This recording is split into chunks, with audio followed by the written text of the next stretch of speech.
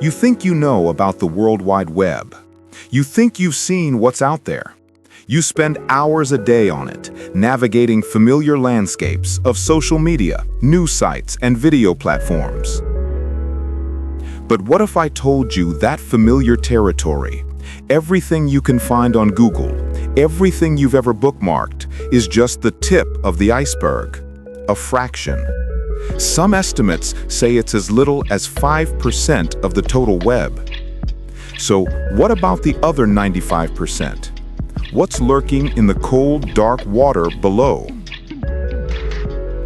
This is where the myths begin. Headlines and Hollywood thrillers paint a picture of a vast, terrifying digital underworld, a place called the dark web, a digital boogeyman home to hackers, spies, and every illicit trade imaginable. But this narrative, this lumping of the entire 95% into one terrifying category, is the single biggest misunderstanding about the internet. The truth is that 95% is mostly boring. Before we can tackle the myths, we have to get our definitions right. The unseen web is divided into two very different and very unequal parts. First, you have the deep web. This is the vast majority of the 95%. Think of it as everything Google can't or won't index. This isn't sinister, it's just private. It's your email inbox, your online bank statement, your company's internal portal. It's the academic database behind a university's paywall. It's the server log for a website. The deep web is private, not evil. You access it every single day. But then there is that other sliver, a tiny fraction of the deep web. This is the dark web. What defines the dark web isn't just that it's unindexed. It's defined by how you access it. It's a collection of hidden networks or dark nets that require specific software and configurations to enter. The most famous of these is Tor, the onion router. This is a place built from its very foundation for one thing: anonymity. And that single pursuit, total, untraceable anonymity, has created a digital space unlike any other. It has attracted the best of humanity and the absolute worst. Today, we are moving past the hype. We are separating fact from fantasy. We are venturing below the surface to debunk the 7 biggest myths about the dark web. What you believe about the internet's hidden layer is about to be challenged.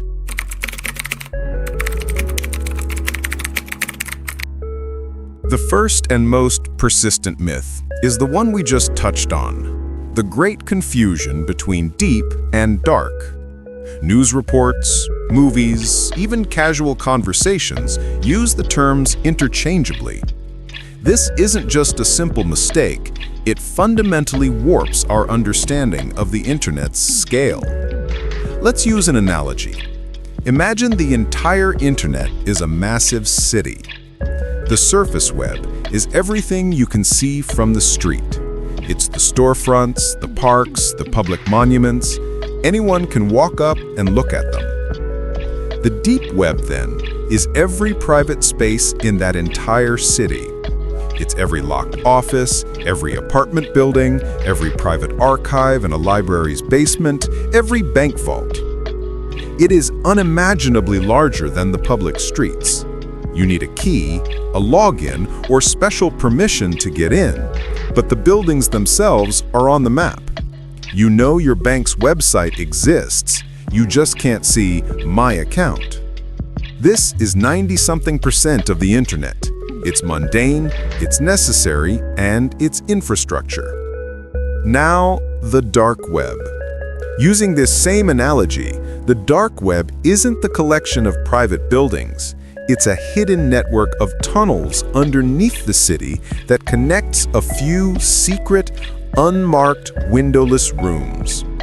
You can't find these rooms on a map. You can't even see the doors. You need a special guide and a secret knock to even find the tunnel entrance. That's the difference. The deep web is private content. The dark web is hidden infrastructure. The content on the deep web is vast. Academic journals, medical records, financial databases, corporate intranets.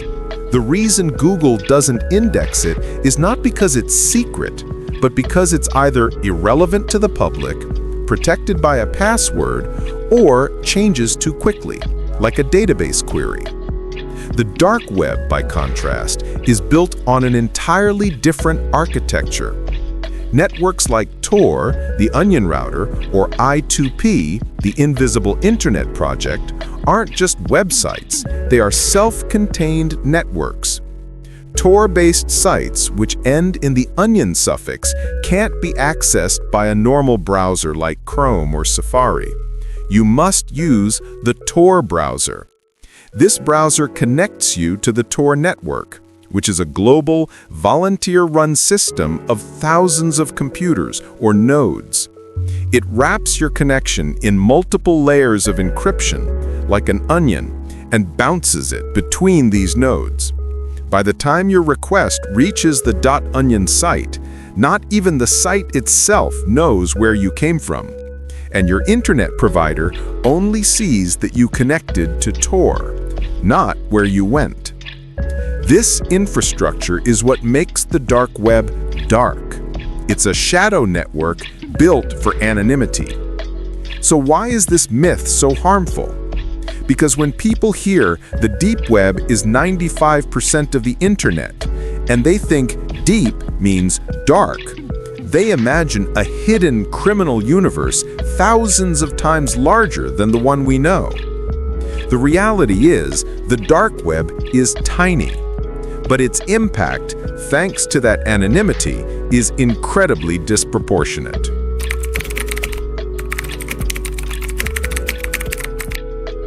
This is a major barrier for the curious. There's a palpable fear that the moment you download the Tor browser, you're put on a watch list. That by simply typing in a .onion address, you're breaking the law and SWAT teams are moments away. Let's be unequivocally clear. In the United States and in most Western democracies, it is 100% legal to download, install, and use the Tor browser. It is 100% legal to access the dark web. This dual-use technology concept is critical to understand. A kitchen knife can be used by a chef to prepare a meal, or it can be used as a weapon.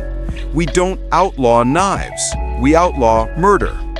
The same principle applies to Tor. In fact, the origins of Tor might surprise you.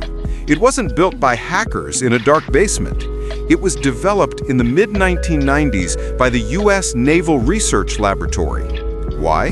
To protect the communications of American intelligence agents overseas. They needed a way for their spies to browse the internet, send reports, and gather data without revealing their location or identity. The project was eventually released as open source, and today it's run by a nonprofit, the Tor Project. So who uses this legal, privacy-enhancing tool? The list is far more complex than you'd think. Yes, criminals use it, we will get to them, but it is also a lifeline for journalists and whistleblowers. This is one of its most celebrated uses. A journalist can communicate with a sensitive source, like an Edward Snowden, without fear of their communication being intercepted. Major news organizations like the New York Times, The Guardian, and the BBC run their own secure drop services on the dark web, allowing whistleblowers to submit documents anonymously. Political activists and dissidents. In countries with oppressive regimes that monitor, censor, and punish free speech, the dark web is not a luxury, it's a necessity. It allows activists to organize protests, report on human rights abuses, and access a real internet that isn't filtered by a state firewall. For them, Tor is a tool of freedom. Privacy advocates. In the post-Snowden era, many average citizens are simply uncomfortable with the idea of giant corporations and government agencies tracking their every click. They use Tor for all their browsing, not because they have something to hide, but because they believe privacy is a fundamental right. Government and law enforcement. That's right. The same agencies, like the FBI, that hunt criminals on the dark web also use the dark web. They use it to conduct anonymous surveillance, create hidden sites for sting operations, and communicate with informants. The nuance is simple. Accessing the tool is legal. Using that tool to commit a crime is illegal. Visiting a .onion site is legal. Using a .onion site to buy stolen credit cards is not. The technology is neutral. The user's intent is what matters.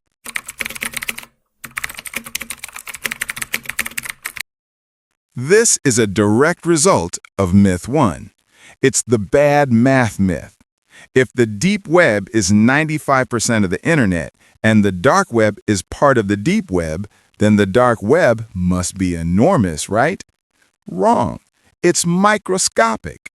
As we established, the deep web, databases, private accounts, is massive. But the dark web, the collection of .onion sites on the Tor network, is astonishingly small. It's difficult to get an exact number as sites go up and down constantly, but studies by security firms that attempt to crawl the dark web consistently place the number of active .onion sites in the tens of thousands, not millions, not billions. Let's put that in perspective.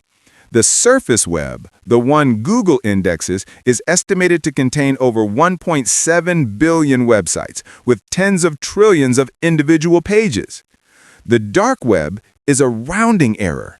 It is a tiny, hidden village, not a massive parallel continent. So why does it feel so big? Why does it occupy such a huge space in our cultural imagination? For two simple reasons: sensationalism and discovery. First, sensationalism. The content on the dark web is potent. A single website selling illegal drugs, like the infamous Silk Road, will generate more media headlines, movies, and TV show plots than a billion boring corporate websites on the surface web. The dark web's brand is built on its most extreme elements. Second, discovery. The surface web is built to be found. Google's entire business model is based on making the web easy to navigate. The dark web is the opposite. It's designed to be hidden. There is no Google for the dark web. There are some search engines like Amia, but they're incomplete and clunky. Navigation is often done by word of mouth or on indexes and hidden wikis that are themselves hard to find. This difficulty of navigation creates a feeling of vastness and mystery. It feels like a huge, unexplored territory because it is, by its very nature, unmapped. But don't confuse hard to find with massive in scale. The dark web is a small, decentralized, and chaotic community. It's a digital Wild West town, not a sprawling empire.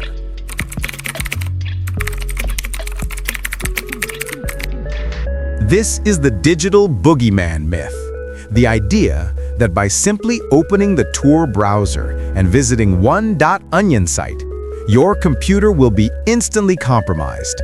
Malware will flood your system, your webcam will turn on, and your bank accounts will be drained. This is, for the most part, false. In fact, the Tor browser is, out of the box, one of the most secure browsers in the world. It's built on Firefox, but has been hardened for security.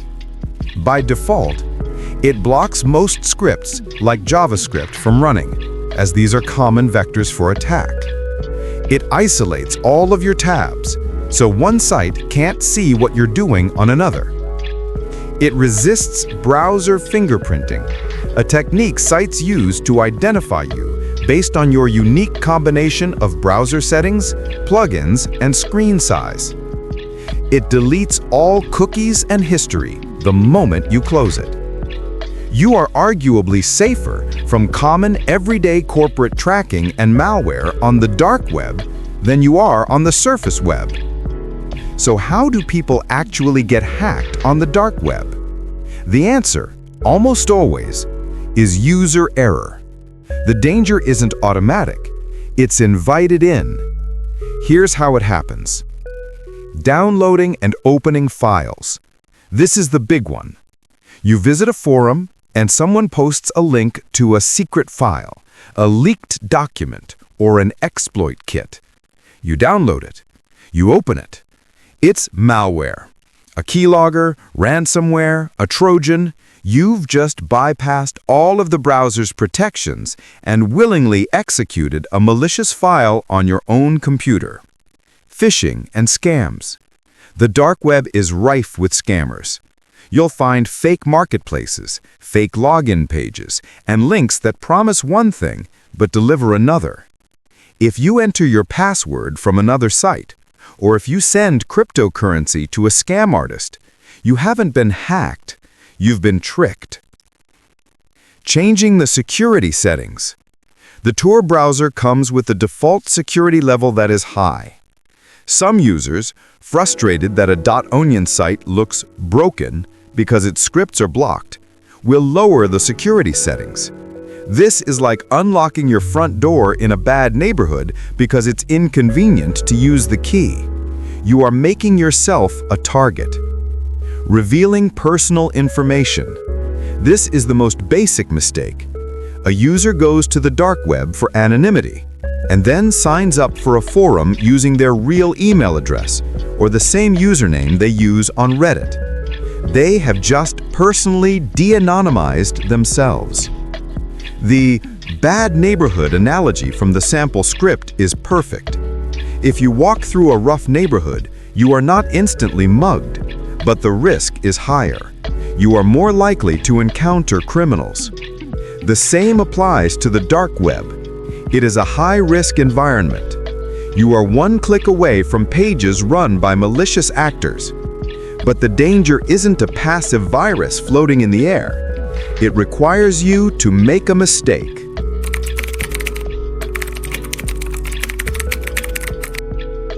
This is the myth that follows from the headlines. When the media covers the dark web, they are almost always reporting on one thing: massive, illicit marketplaces. And we must be honest, this part of the dark web is horrifyingly real. The Silk Road was the Amazon of drugs, a billion-dollar enterprise run by Ross Ulbricht, which was eventually shut down by the FBI. But when it fell, dozens of others, like Alphabet and Hansa, rose up to take its place. These marketplaces are hubs for a staggering amount of criminal activity.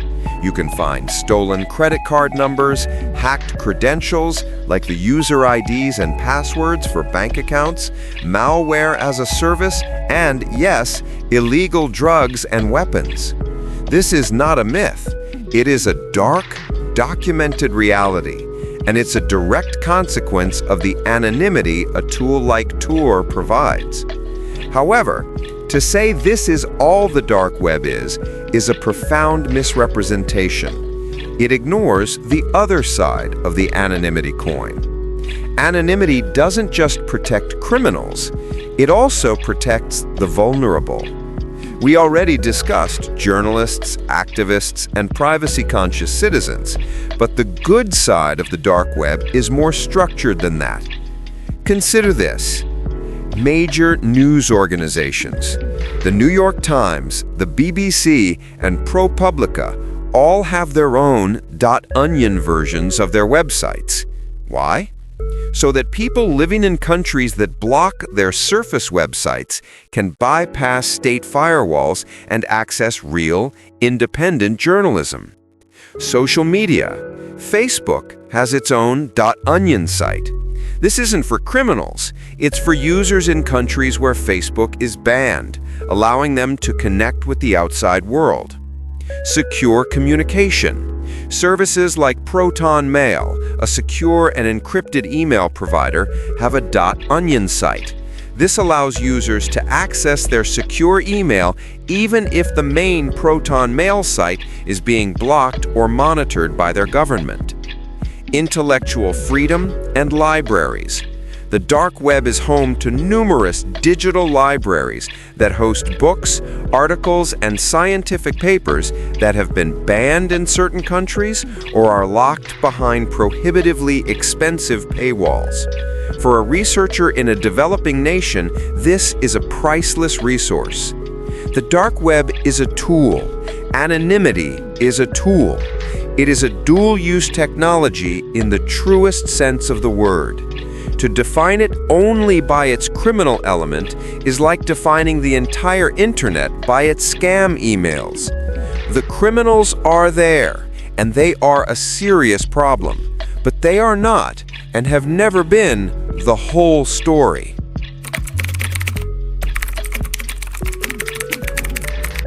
This is perhaps the most sensational, an urban legend that has achieved the status of myth, the Red Room. The story goes that deep within the dark web, there are hidden sites where you can pay Bitcoin to watch a person be tortured and murdered live on camera. You, the viewer, can even type in commands to the killer. This is pure, unadulterated fiction. It is a horror story and nothing more. There are two primary reasons why red rooms do not exist. First, the technical implausibility. Remember how Tor works? It's slow. It's bouncing your connection all over the globe through multiple encrypted layers. This high latency environment is fine for loading a simple text-based website. It is terrible for video. Live streaming high-definition interactive video is one of the most data-intensive things you can do on the internet. Trying to do it over the Tor network would be a blocky, buffering, unwatchable nightmare. The infrastructure simply cannot support it. Second, and more importantly, is the total lack of evidence. Despite decades of this legend and countless investigations by law enforcement, security researchers, and journalists, not one single verifiable red room has ever been found. So why does the myth persist? Because of scams. The dark web is full of people who claim to host red rooms. They will create a convincing-looking .onion site with a countdown timer, a chat box, and a Bitcoin address. They will prey on the morbidly curious, promising a live show at a certain time. Dozens of people will send their Bitcoin. The timer will hit 0, and nothing will happen. The site will disappear. The scammer walks away with thousands of dollars. These are not murderers, they are con artists. But this is where we must pivot from fiction to a far more tragic reality. While live red rooms are a myth, the dark web is indisputably used for the trade and distribution of pre-recorded materials of horrific abuse. The most significant of these is CSAM, child sexual abuse material. This is the true horror of the dark web, not the cinematic, fictionalized red room, but the real, documented, and devastating trade in materials of real-world abuse.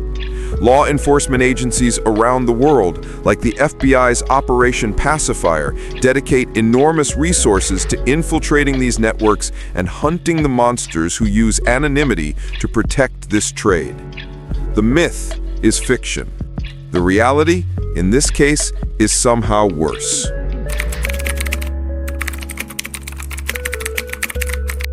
This is the final, and perhaps most dangerous myth. It's the belief that the moment you open the Tor browser, you have a magical cloak of invisibility, that you are 100% anonymous, 100% of the time, and nothing you do can be traced back to you. This is dangerously false. Tor is a powerful tool for anonymity, but it is not magic, and it is not foolproof. As we discussed, the Tor network consists of 3 hops.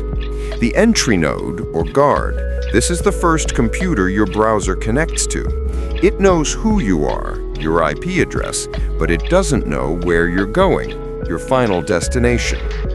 The middle node, this computer only knows the entry node and the exit node. It knows neither you nor your destination. It's the secure middleman. The exit node is the last computer in the chain. It knows your final destination, the website you're visiting, but it has no idea who you are. The connection from the exit node to the final website, if it's a regular .com site on the surface web, is unencrypted. This system is strong, but it has vulnerabilities. First, compromised exit nodes. Anyone can volunteer to run an exit node. That means a malicious actor, or even a government agency, can set up hundreds of them. If you happen to use one of their exit nodes, they can sniff your traffic. They still don't know who you are, but they can see what you're doing. If you log into a website or send an unencrypted password, they can steal it. Second, a more advanced attack, traffic correlation. This is a global adversary attack, meaning only a state-level actor like the NSA could pull it off. If an agency can watch the traffic entering the Tor network from your computer, and they can watch the traffic leaving an exit node and going to a website, they can use advanced statistical analysis to correlate the two. They can see a data packet of a certain size leave your house and see a packet of the same size arrive at the target site moments later. With enough time and data, they can mathematically link you to your activity. But the single biggest vulnerability in the Tor network isn't the technology. It's you. It's the user who uses the Tor browser to log in to their personal Gmail. It's the user who posts on a hidden forum complaining about their boss and mentions details so specific that their identity is obvious. It's the user who uses the same username they've used for 10 years. Tor can't protect you from yourself. Anonymity is a discipline, not just a download. Ross Ulbricht, the founder of Silk Road, was caught in part because he used his real name and email address in the early days of setting up the site, years before the FBI was on his trail. That single early mistake is what ultimately unraveled his entire anonymous empire. Tor is not invincibility. It is a powerful layer of privacy, but it is a fragile one.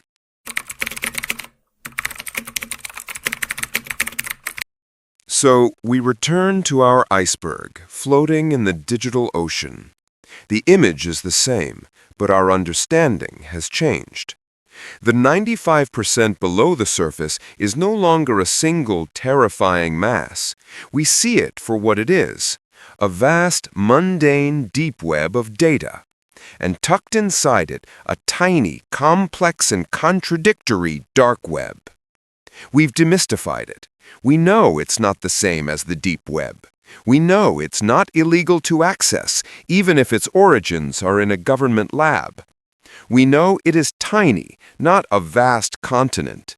We know it won't hack you on site. We know it's not only for criminals, but also a lifeline for the free press and the oppressed. We know the red rooms are a dark fiction, but that they mask a more tragic reality. And we know that its promise of anonymity is powerful, but not absolute. The dark web is not a monster from a movie. It is a tool. It is a mirror. It reflects the extremes of human nature amplified by the power of anonymity. It shows us how dark our impulses can be, and it shows us how desperately people will fight for freedom. It is not a place to be feared. It is a concept to be understood.